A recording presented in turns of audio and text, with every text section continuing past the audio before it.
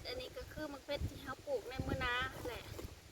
แต่ของเฮามันบ่ค่อยงามพี่น้องอันนี้ของเพิ่นเฮาเอาคอจากเพิ่นนี่แหละมาปลูกแล้วก็ปลูกหลายเลยนะต้นหนึ่งสองสามคมหนึ่งหาต้นกำลังงามเลยตอนนี้คิดอยากกินหยอดมันนี่แกงสีเขียดอีแม่เคยแกงให้กินตอนยังน้อยแซ่บนะ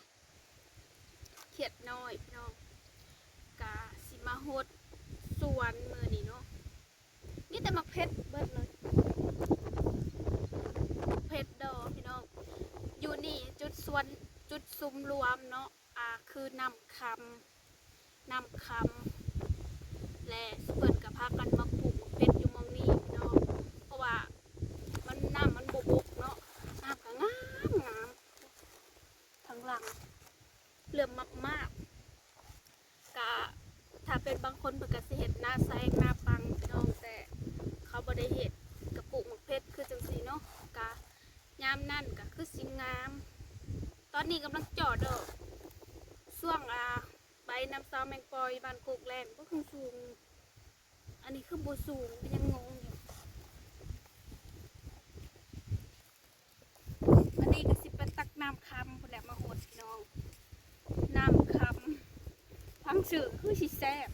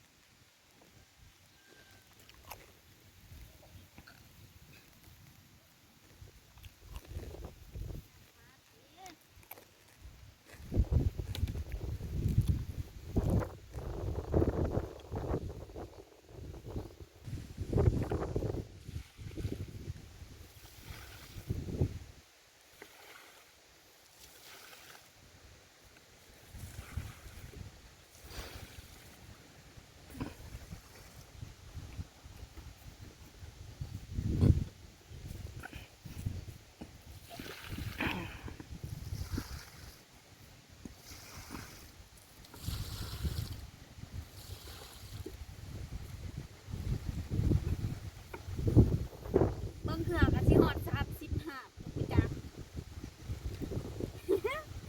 มันลาย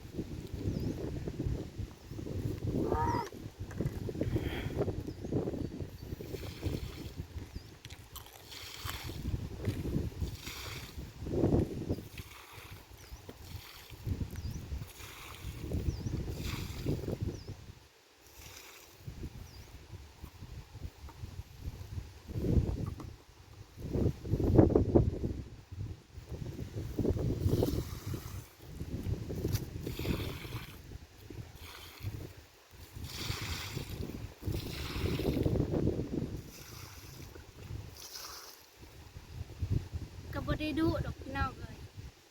แต่บัดมันสุกเขาก็สิมาเก็บ เพราะว่าปลูกอยู่บ้านนะมันบ่งาม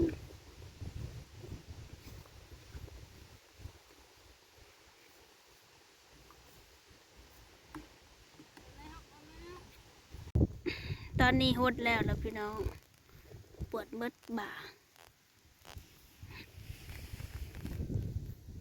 สื่นแล้วนะสิเลยกินน้ำมักแตงผลกำลังเจาะหมากเนาะมักแตงแล้วก็มีแค่2 แถวเลย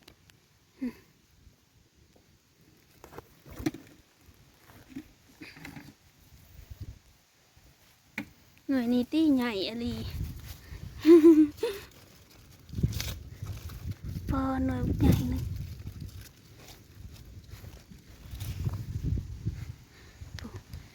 ดกอะไรพี่น้องแต่เพิ่นก็สีดจักสีดยังแหละกับบุกคือกันเนาะนี่งามอะไรเป็นตาแซ่บเด้อ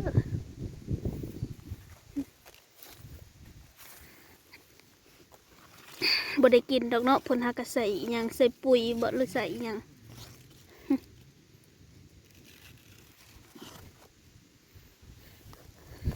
มีแต่กำลังเจ้ามา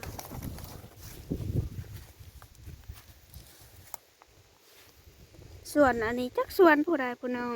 แบบว่าผลเห็ดเป็นจุดศูนย์รวมเลยนะปลูกแบบบ่อนเดียวกันแต่ลายเจ้าเนาะว้าเฮาหดบดเดินอันนี้เลยเกือบตาย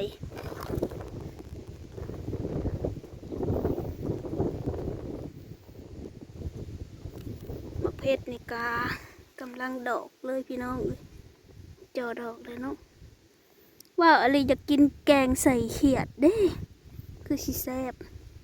ยอดมันนี่ตอนยังน้อยเคยกินเนาะแกงใส่เขียดน้อยแซ่บแตงบนกันลายดิ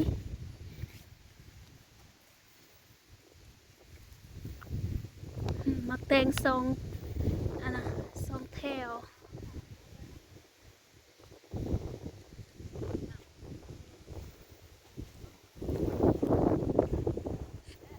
เด้พี่น้อง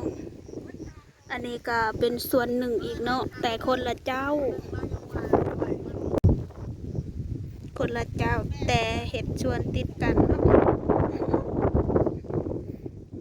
บัดมันใหญ่คือสิงามพี่น้องอันนี้เราก็กำลังโหดอยู่หากระใส่ปุ่นแล้วเมื่อกี้นี่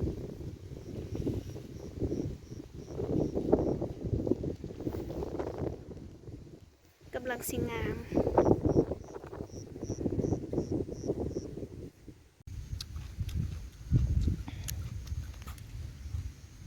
ตอนนี้เขาก็โหดแล้วล่ะพี่น้องซิมหมักแตง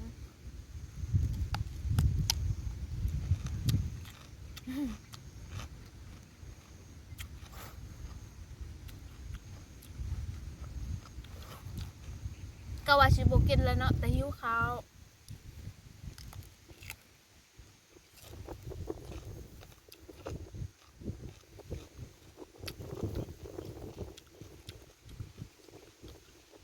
ขนาดมาฮดมือเดียวนี่ก็ยังเมื่อย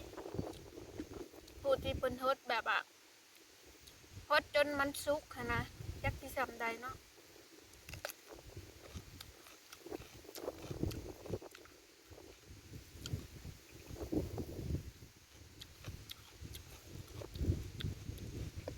ปลูกลายก็ได้กินลายพี่น้องเพิ่เพิ่นได้ขายอีกเนาะ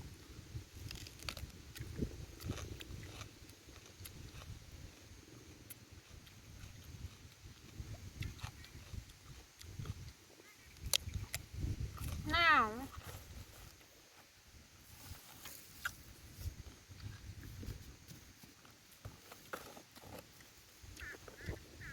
อากาศจะหนาว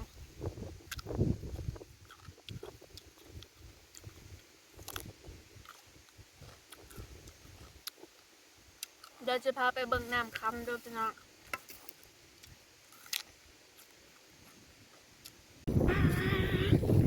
สวยงาม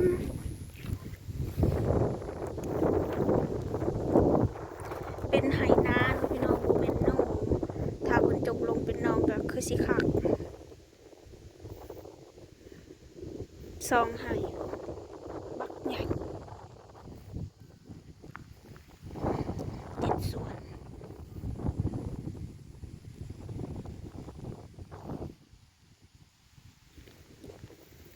หนาวอยู่ไกลน้ำแห้งหนาวเพิ่นก็น่าจะปล่อยปลาเนาะพี่น้องน้ำเขาก็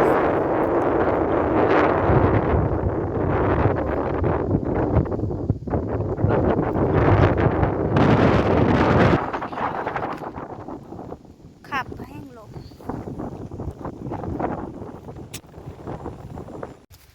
แล้วแหละฮะกะสิไปพักผ่อนแล้วพี่น้องบัดนี้กะอันนี้ก็อยู่กลางทุ่งเนาะเพิ่นก็ได้ปลูกดวงลายอะไร